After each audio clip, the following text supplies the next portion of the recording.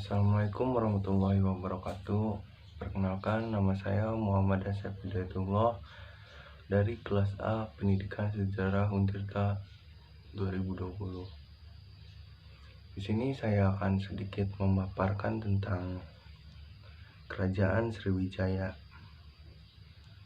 Kerajaan Sriwijaya adalah salah satu kemaharajaan bahari yang pernah berdiri di Pulau Sumatera dan banyak memberi pengaruh di Nusantara. Dengan daerah kekuasaan berdasarkan peta membentang dari Kamboja, Thailand Selatan, Semenanjung Malaya, Sumatera Barat, dan kemungkinan Jawa Tengah. Kerajaan Sriwijaya adalah kerajaan bercorak Buddha yang berdiri pada abad ke-7 Masehi. Bahkan pada masanya, kerajaan ini sangat menjadi pusat agama Buddha di Asia Tenggara dan Asia Timur. Ada argumen tentang letak kerajaan. Pertama, diduga kerajaan ini terletak di Palembang. Ada pula yang menyebutkan bahwa kerajaan ini terletak di Jambi. Bisa jadi karena corak kerajaan berupa kerajaan maritim, maka kerajaannya pun memiliki pusat kekuasaan yang berpindah-pindah. Akhirnya, lebih banyak diyakini bahwa lokasi kerajaan Sriwijaya diperkirakan terletak di sekitar lintasan pelayaran serta perdagangan Asia Timur dan Asia Selatan. Letaknya ini membuat perdagangan berlangsung dengan ramai hingga akhirnya menjadi kerajaan maritim terbesar di Nusantara dengan menguasai Selat Malaka dan Selat Sunda.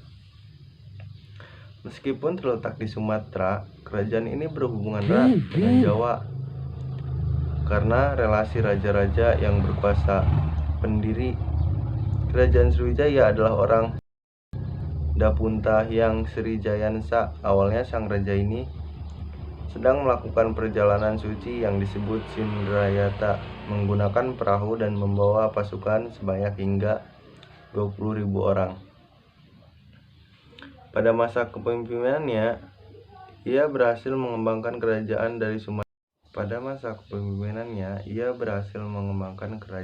di Sumatera hingga menuju Semenanjung Malaysia.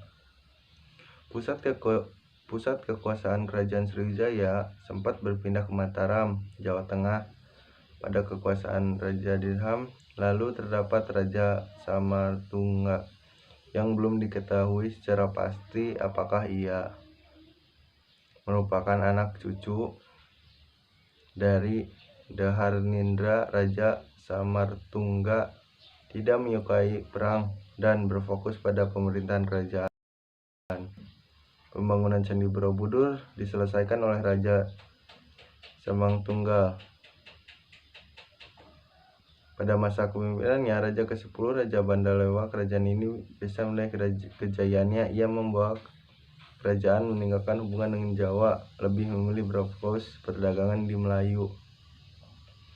Kita mengetahui bahwa kerajaan ini telah melaksanakan perdagangan internasional. Nah, dalam perdagangan tersebut, rakyat sudah berkomunikasi dengan menggunakan bahasa perdagangan saat itu, yakni bahasa Melayu kuno. Kita mengetahui bahwa kerajaan Sriwijaya menguasai 2 selat di Nusantara.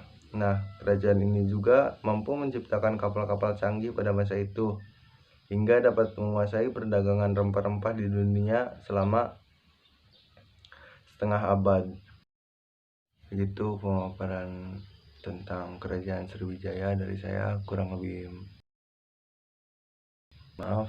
Wassalamualaikum warahmatullahi wabarakatuh.